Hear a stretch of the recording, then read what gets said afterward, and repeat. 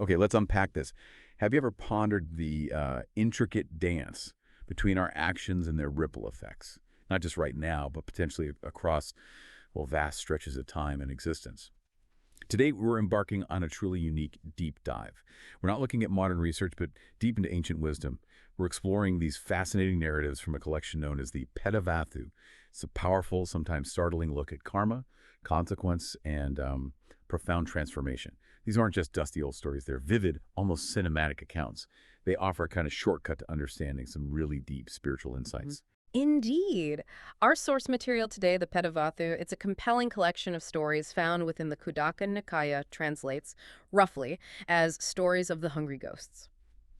It vividly portrays the realm of petas. These are beings experiencing the precise, often quite poignant consequences of past actions. So our mission, really, is to extract these profound nuggets of knowledge about karma, our volitional actions, the choices we make, and vipaka, which is the intricate unfolding of their results.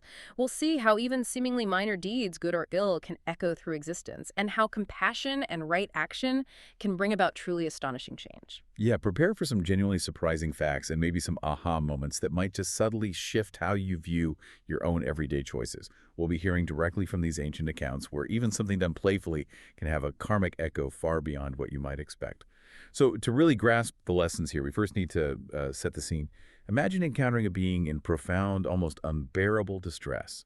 Our sources open with some incredibly vivid descriptions of these petas, painting a picture that's anything but abstract. Exactly. And it's crucial to understand is that these descriptions aren't presented as mere metaphors, not really. In the Ambasakara Petavatthu, we're introduced to a particular peta outside the city of Vesali. The account is stark, almost cinematic in its detail. It says, he had no place to lie down or sit, no way to advance or retreat. He had no food, drink, or enjoyment, nor was there anyone to attend to him. His appearance is described as utterly miserable, smeared and disheveled. It paints this picture of extreme deprivation, isolation. Even past friends have abandoned him completely. Wow. And the descriptions don't shy away from precision, do they? In the Gata Petavatthu, we hear of a whole group of petas portrayed as naked, ill-favored, emaciated, with exposed ribs, gaunt and thin. Just awful. They wander, perpetually starved and parched, only to find rivers dry up right when they approach. Even a tiny patch of shade turns into scorching sun. There's mention of a fiery wind that constantly burns them, and they collapse, beating their chests and heads in absolute despair. It's an incredibly powerful, almost, visceral image of unrelenting suffering. Right. And this immediate physical manifestation of suffering is really central to understanding the lessons of karma as presented in these texts. It's not some abstract notion of punishment, but a direct, often very literal consequence of past actions. And as we'll get into, the reasons behind this suffering are equally specific. It shows this profound cause and effect relationship at work. It's a stark picture, isn't it? Right. But the sources don't just leave us there in that realm of suffering. They offer these incredible journeys of transformation. Let's turn to the Ambasakara Petavatthu now. This one provides a vivid roadmap, really, from profound distress to unexpected liberation, all triggered by a chance encounter. Right. The story begins with this prominent figure, Lichavi Ambasakaro, witnessing this impaled Peta. But what makes this encounter particularly intriguing is the presence of a yaka, a kind of powerful spirit being standing right there by the suffering Peta. And the yaka makes this immediate and, frankly, unusual declaration to the Peta. Live, indeed, life is better. Life is better when he's impaled. Exactly. It sounds odd, but it isn't just an observation. It's framed as a statement of profound compassion. It reveals that the Peta's current torment, as horrific as it is actually preferable to an even more terrible hell he was destined for because of his past evil deeds. Okay, here's where it gets really complex, and it kind of challenges our usual understanding of consequence. Ambasakaro notices this striking contradiction. The Yaka himself has a wondrous, beautiful vehicle, this amazing white horse adorned. Yet the Yaka is also naked. He immediately asks about this stark contrast in his own karmic rewards. What's going on there? And this is where we uncover the concept of mixed karma. It's fascinating. The Yaka explains that his magnificent horse is the result of a single, seemingly minor good deed in a past life. He saw a muddy path in Basali and, with a pure mind, for a day placed a white ox horn in the mire just to help people pass. A simple act of public service, of kindness, just that. However, his nakedness and scanty livelihood stem from a different past action. He once hid the clothes of friends bathing at a ford. And the text stresses, not with malicious intent, but simply for fun, playfully. This highlights a critical insight. Even playfully performing an unwholesome act, one experiences such karmic results. Wow. Intent matters, absolutely, but even a lack of serious malicious intent doesn't completely negate the consequence. That's a truly profound insight, that even playful actions carry karmic weight. It forces you to reevaluate, doesn't it, how we judge our own little everyday deeds. And this realization sparks something deep in Ambasakaro. He admits his own past mistreatment of renunciants, like throwing things or refusing aid, was also done playfully, but he now sees them clearly as misdeeds. Witnessing the Petas' suffering and the Yaka's mixed fate becomes this incredibly powerful motivator for him personally. Precisely. Ambasakaro, now really awakened to this, learns that the peta can actually be helped if he makes a dedicated offering. The Yaka advises him, give robes to a highly virtuous monk named Kapitaka, and explicitly dedicate the merit from this act to the peta. Ambasakaro doesn't hesitate. He acts on the advice, giving 8 pairs of robes to Kapitaka. And the result is instantaneous. Almost. It's described as immediate and miraculous, really illustrating the directness of this merit transfer idea. The peta, just moments later, appears completely transformed, anointed with a sandalwood paste, riding a noble horse of magnificent complexion, beautifully clothed. It's a powerful, visible manifestation of liberation. But what's also fascinating is the chain reaction. The impaled man, now freed through Ambasakaro's compassion, he recovers, and eventually he becomes a monk under Kapitaka, ultimately attaining spiritual fruits himself.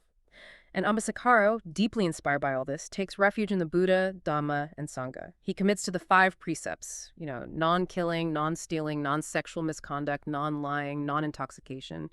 He becomes this devout lay follower. It's just a testament to how a single act of compassion, combined with right practice and dedication, can set off this powerful ripple leading to liberation and profound change for multiple beings. So, from the transformative power of compassion and these very specific actions, we pivot now to a story that underlines the immense, almost catastrophic power of belief.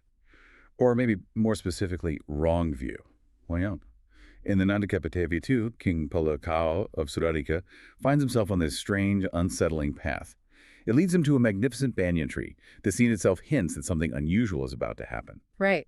And under this tree, the king encounters a truly divine-looking man.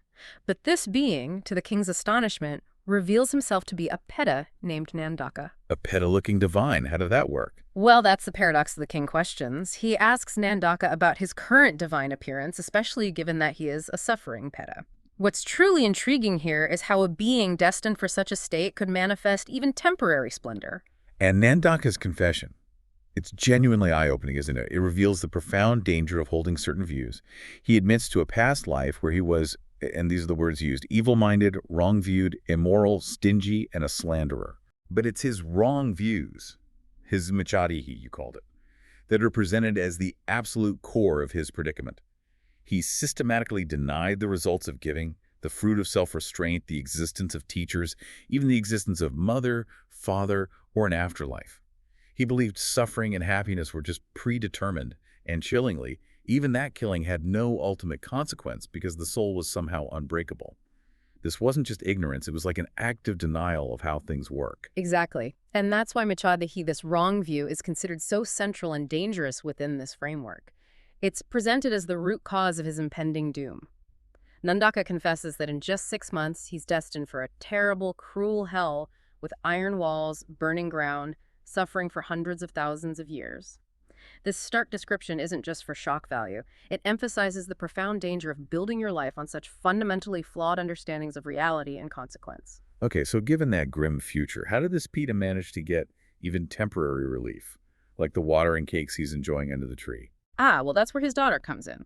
Uttara, who was a virtuous lay follower, she had offered water and cakes to a monk, diligently dedicating the merit specifically to her father. And this act immediately brought Nandaka that temporary enjoyment, that respite described as being like a Vesavan king. So that's the merit transfer again? It illustrates that key principle again, yes, how good deeds by others, especially with strong intentions, can benefit the deceased. But more significantly, Nandaka, through his own direct experience of consequence in this temporary relief, has finally understood the truth of karma.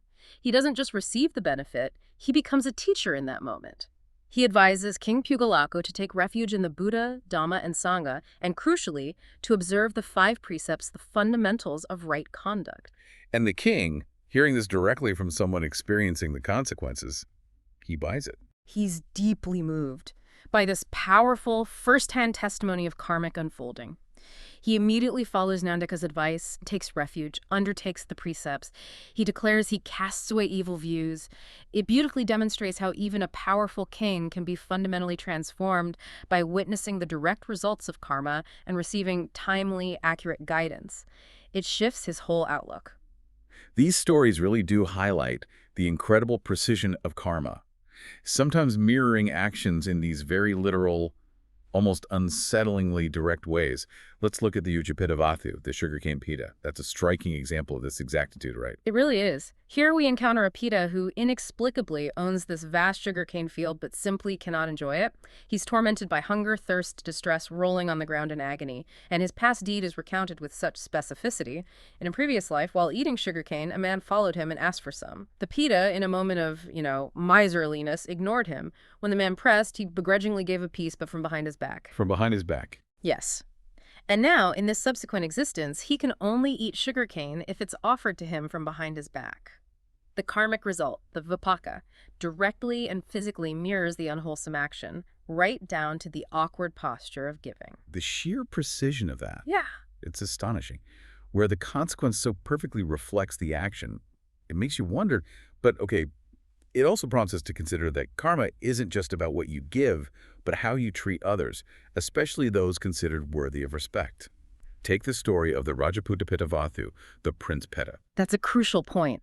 The vipaka might be precise, but the initial karma is always volitional. It's the choice, the intention. And the Prince Peta story powerfully illustrates your point about respect. This prince, son of King Kitavasa, living in unbridled luxury, he encountered a humble, self-controlled ascetic named Suneta. And in this act of just arrogant disrespect, fueled by his intoxication of power, you could say, the prince took the ascetic's alms bowl, smashed it on the ground, and laughed, mockingly declaring, "I am the son of King Kitavasa. What can this monk do to me?" Oh, that's awful. Yeah. And for this harsh deed of scorn and irreverence, he suffered in hell for 64,000 years, being roasted in various agonizing ways. Only after that immense period did he become a hungry peta. The long-term, compounding nature of karma is starkly highlighted there. And if we needed another vivid example, there's the Satikasasa Petavatthu. This peta is tormented by 60,000 peaks falling and breaking his head. And the cause seems almost minor in comparison. Relatively, yes. In a past life, he saw the Buddha Suneta, and with a piece of a clod of earth, he broke his head. Just a small, dismissive insult. Yet a monumental, crushing consequence. Exactly. These stories serve as stark warnings against that intoxication of power, and they underscore the critical importance of showing respect, particularly towards virtuous beings, maybe, but really towards all beings. They illustrate that even actions that seem insignificant or impulsive in the moment can have vast, long-lasting repercussions. It reveals a universe where every interaction leaves an imprint. Okay, moving on, the sources also give us these clear, undeniable examples of how things like stinginess, slander, even just hoarding wealth lead to severe karmic outcomes. There are those 2 incredibly similar stories, Guthakaraka Petavatthu, 43 and 44, the male and female versions, about the cesspool petas. What's the common thread there? Well, the common thread is both malicious speech and unwholesome influence.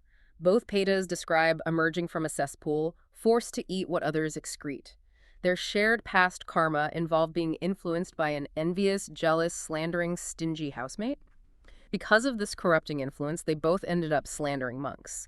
And what's particularly intricate and, frankly, chilling about their consequence, their vipaka, is that not only do they suffer by eating filth, but the very housemaid who instigated their wrongdoing is now described as their servant, and they stand on his head receiving sustenance from his excrement. Ah, that's complex. It's a complex and fitting retribution, you might say, where the instigator is also bound into the suffering of those he misled. That's a powerful depiction of how negative influence can bind people together in shared suffering.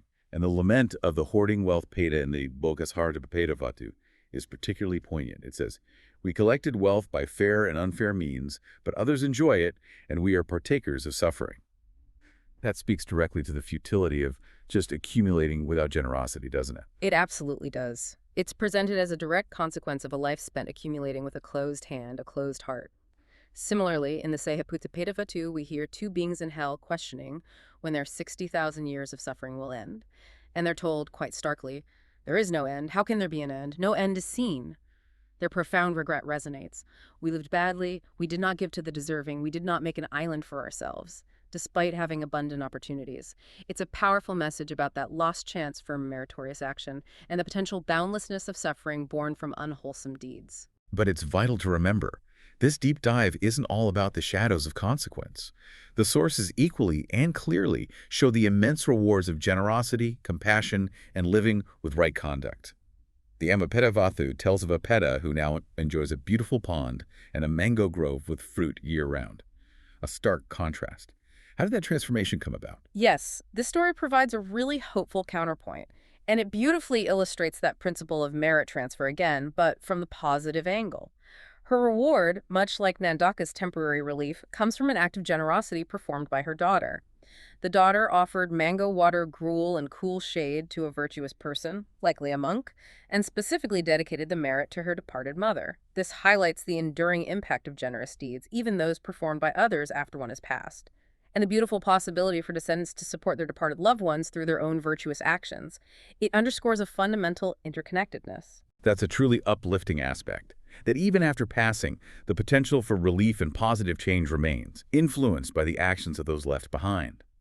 And there's that concise yet incredibly powerful verse from the Petavatthu that seems to just encapsulate the entire philosophy we're exploring today. What one gives, one does not have. Give indeed, by giving one crosses both worlds. By that giving one goes to both worlds. Be awake, do not be heedless. That verse is indeed the distilled essence, isn't it? It transforms our understanding of giving. It's not just a transaction, it's an investment across lifetimes. Giving isn't portrayed as a loss, it's a profound investment that brings benefits in this life and the next. It's about cultivating a generosity of spirit that transcends immediate gratification. And the Petavatthu further reinforces this. It shows how direct observation of karmic results, literally seeing the different realms, seeing the unfolding consequences, can lead an individual to make a conscious, unwavering commitment to performing many good deeds. This isn't just theoretical knowledge, it's a lived experience that prompts profound change. Ultimately, then, it really comes down to making a conscious, moment-by-moment choice. Yeah. To live with awareness, with kindness, and with a clear understanding of cause and effect. What an extraordinary journey, really, into the ancient understanding of karma, consequence, and transformation. We venture through these vivid depictions of profound suffering and unexpected liberation. We've explored the precise repercussions for both seemingly small and grand actions, and the foundational impact of our intentions. From the impaled Peta's miraculous transformation to a king abandoning deeply rooted wrong views, these stories offer a truly powerful and often surprising message about agency and interconnectedness. Mm-hmm. And if we connect this to the bigger picture, these accounts profoundly emphasize that our present circumstances are far from arbitrary, nor is our future just fixed without our input. Every action, every word, every thought, it all contributes to the intricate unfolding of our experience, not just for ourselves, but for those around us too. You have the profound agency, the choice to cultivate kindness over cruelty, generosity over stinginess, and right view over delusion. And these choices reverberate. So what does this all mean for you as you navigate your day-to-day life? These ancient narratives really are an invitation to observe your own choices with perhaps a new lens. As the sources so eloquently remind us, be awake, do not be heedless. Whether it's a small act of consideration for another person or a major life decision, the subtle yet undeniable echoes of karma are always at play, shaping your experience and the world around you. Which raises, I think, an important question for you to ponder. Considering the precise, sometimes literal, and often unexpected ways karma unfolds across time, even across realms, what single small positive action might you take today? Something done with pure intention that could create a beneficial ripple effect, not just in your own immediate life, but potentially in ways you can't yet fully imagine.